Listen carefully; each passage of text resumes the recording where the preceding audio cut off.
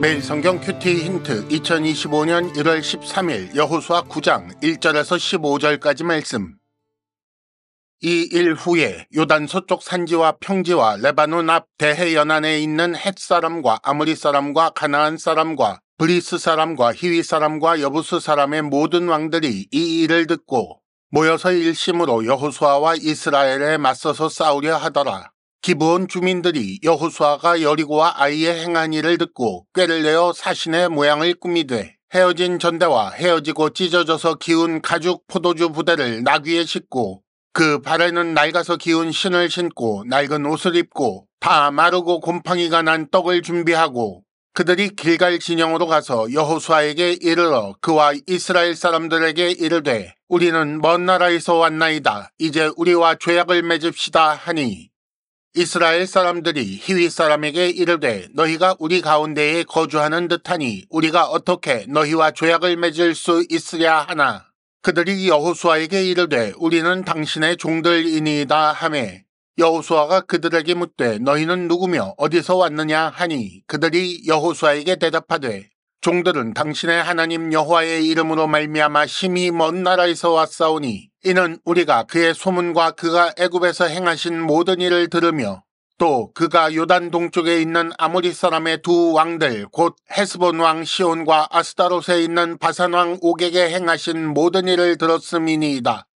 그러므로 우리 장로들과 우리나라의 모든 주민이 우리에게 말하여 이르되 너희는 여행할 양식을 손에 가지고 가서 그들을 만나서 그들에게 이르기를 우리는 당신들의 종들이니 이제 우리와 조약을 맺읍시다 하라 하였나이다.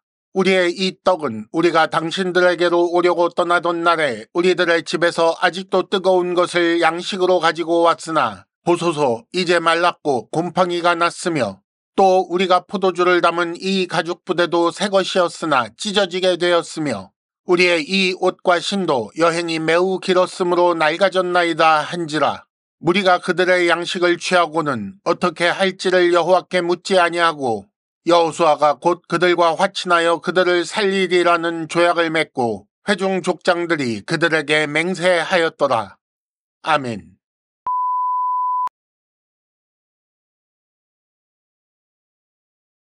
(1단계) 본문의 구조와 내용을 간단하게 정리하기. 여호수아 9장은 기브온 주민들과 조약을 맺은 일에 관한 기록입니다. 오늘 본문은 조약을 맺은 것까지이고 내일 읽게 되는 16절부터는 그들이 속였음을 알게 된 후의 일입니다. 오늘 말씀은 먼저 1절과 2절에 가나안 모든 왕들이 이스라엘에 맞서 싸우기로 한 소식을 기록하고 3절부터 6절까지는 이와 다르게 기브온 주민들이 꾀를 내어 이스라엘의 죄악을 제안하는 장면이 나옵니다. 그리고 7절부터 13절까지 여호수아와 기브온 주민들의 대화가 나온 후에 마지막 14절과 15절에 여호와께 묻지 않고 그들과 죄악을 맺은 장면이 나옵니다. 내용을 간단히 살펴보겠습니다. 산지, 평지, 대해 연안, 즉 가나안 모든 지역의 모든 왕들이 여호수아와 이스라엘에 맞서 싸우려고 합니다. 하지만 기브온 주민들은 꾀를 내어 조약을 맺으려 하지요. 이를 위해 자신들을 먼 나라에서 온 사람이라고 주장합니다. 기브온 주민들은 비록 자신들의 정체를 속이기는 했지만 여호와께서 하신 일을 듣고 두려운 마음에 조약을 맺으려 한 것입니다. 그런데 여호수아와 이스라엘 지도자들은 여호와께 묻지 않았고 그래서 그들이 속이는 줄도 모른 채 그들과 화친하며 그들을 살려주겠다는 조약을 맺고 맹세하게 됩니다. 2단계 본문의 핵심 메시지 읽어내기.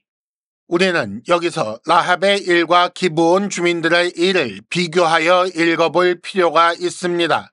이스라엘의 하나님 여호와에 대하여 두려워하던 여리고 사람들, 그럼에도 불구하고 여리고 왕을 비롯한 여리고의 모든 백성들은 이스라엘에 맞서 싸우려고 했습니다. 하지만 라합은 여호와의 일을 듣고 두려워하여 투항하였고 살게 되었습니다. 기브온 주민들의 경우는 어떻습니까? 이스라엘 하나님 여호와에 대하여 두려워하던 가나안 사람들, 그럼에도 가나안 모든 지역 왕들은 이스라엘에 맞서 싸우려고 합니다. 하지만 기브온 주민은 여호와의 일을 듣고 두려워 죄악을 맺으려 하는 거지요. 이 두 사건이 이렇게 비슷하다는 데에 중점을 두고 읽어야 합니다. 물론 여호와께 묻지 아니하고 조약을 맺은 것은 문제입니다. 여호와께 묻지 않고 올라갔다가 실패한 아이성 전투에서 그들은 배우지 못했던 것입니다. 하지만 기브온 사람들이 먼 나라에서 온 것처럼 보이기 위해 꾀를 내어 모양을 꾸민 것과 여호와께 대한 그들의 진술을 우리는 눈여겨보아야 합니다. 먼 나라에서 왔다고 속인 것을 제외하면 9절과 10절 여호와께 대한 그들의 진술은 라합의 그것과 유사합니다. 아마도 여리고와 아이성의 멸망에 대한 소문만 퍼졌기 때문이겠지만 만일 라합의 소문을 들을 수 있었다면 기브온 사람들도 라합처럼 했을 것입니다. 그리고 우리가 또 한 가지 생각해 볼 것이 있는데 하나님께서 기브온 사람들을 살리기 위해 섭리하셨다고 봐야 합니다. 3단계 본문의 핵심 메시지를 현재로 연결시키기. 하나님께 대한 세상의 반응은 반역을 위해 손잡는 것입니다. 시편 2편 1절에서 3절까지 말씀에서 볼 수 있는 것처럼 세상 권세의 기본적인 태도는 여호와와 메시아에 대해 대적하는 것입니다. 하지만 그런 세상 중에도 때로는 라합처럼 때로는 기브온 사람들처럼 하나님에 관한 소식을 듣고 두려운 마음으로 나아오는 자들이 있습니다. 그들은 사람의 꾀로 수단을 마련하기 때문에 비정상적인 경우도 많지만 중요한 것은 하나님께 나아와 살고자 하는 그 마음과 태도라고 할 수 있습니다.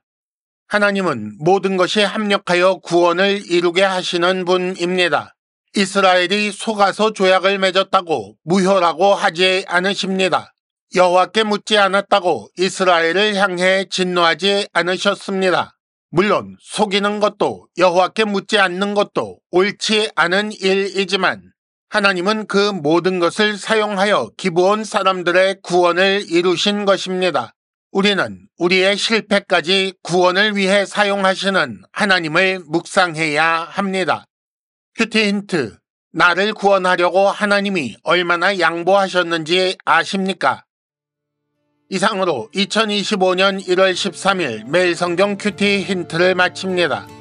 여러분 큐티를 통해 은혜 많이 받으시기를 바랍니다.